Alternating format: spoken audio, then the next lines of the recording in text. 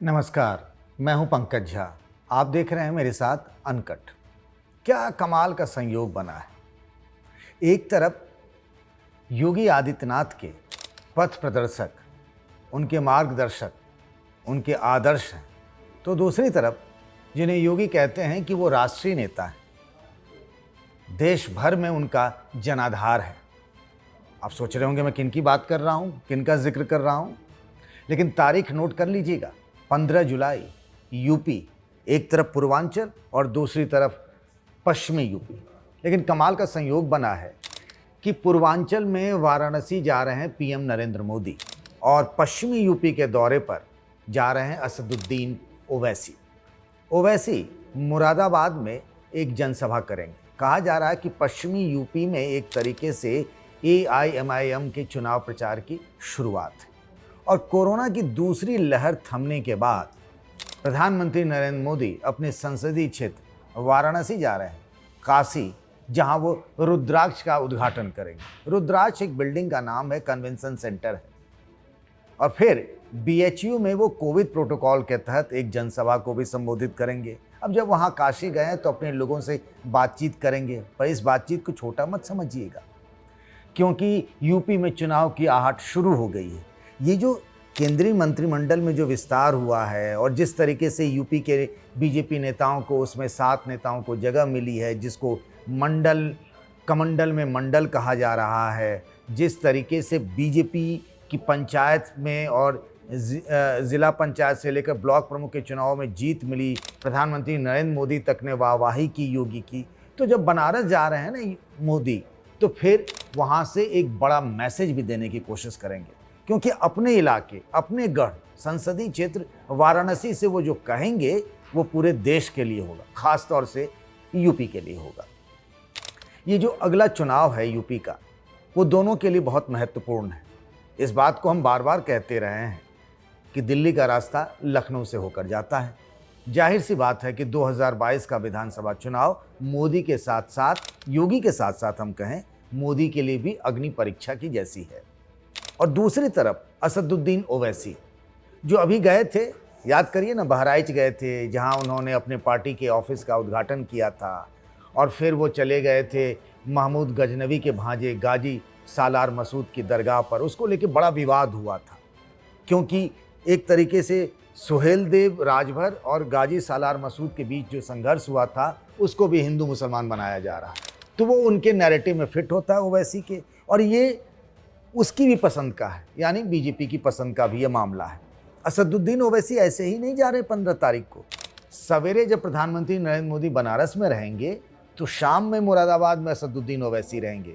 वो नोएडा से चलेंगे, नोएडा से हापुड़, बुलंदशहर, मेरठ, मुजफ्फरनगर, सहारनपुर, इन सब जगहों से होते हुए संभल जाएंगे। संभल में नमाज भी अदा करेंगे और फिर मुरादाबाद में जनसभा करेंगे। बिहार के सीएम नीतीश कुमार को तो आप जानते ही होंगे। उनके बारे में एक कहावत बड़ी मशहूर है कि जब भी उन्हें किसी चीज़ पर फैसला लेना होता है और जब उन्हें कोई बात समझ में नहीं आती है, तो वो जनता के बीच चले जाते हैं।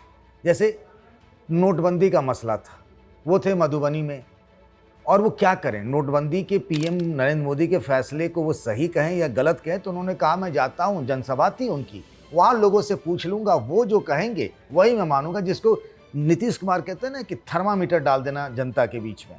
तो जब वो गए, उन्होंने इस फैसले का ऐलान किया कि मोदी ने नोटबंदी की है, तो जनता ने तालियां बजाकर स्वागत किया और तुरंत लगे हाथ नीतीश ने बिना देरी किए इस फैसले का स्वागत कर लिया। तो ये जो थर्मामीटर की बात कह रहा था ना, ये असदुद्दीन ओवैसी भी थर्मामीटर लेकर आ रहे हैं पश्चिमी यूपी। वहाँ वो मुसलमानों के बीच उनकी जो छवि है और AIMIM की पकड़ है, क्या चल रहा है मुस्लिम समाज में, हवा किसकी है, माहौल किसका है, वो उस थर्मामीटर से जानने के लिए उन्होंने पूरे पश्चिमी यूपी में जितने भी AIMIM के कार्यकर्ता और समर्थक हैं, उनका वह स्वागत सत्कार करेंगे। रास्ते भर माहौल बनाने की बात हो रही है, हवा बनाने की बात हो रही है। और ओवैसी जैसे कह रहे हैं ना, इस बार उन्होंने चुनावों में एक नया नारा दिया है यूपी को लेकर के कि इस बार MY समीकरण नहीं चलेगा, A to Z चलेगा। ये MY समीकरण किसका है? अखिलेश यादव का, समाजवादी पार्टी का है। उनकी नज़र बीजेपी पर नहीं है, बीजेपी से क्या लेना देना उनका।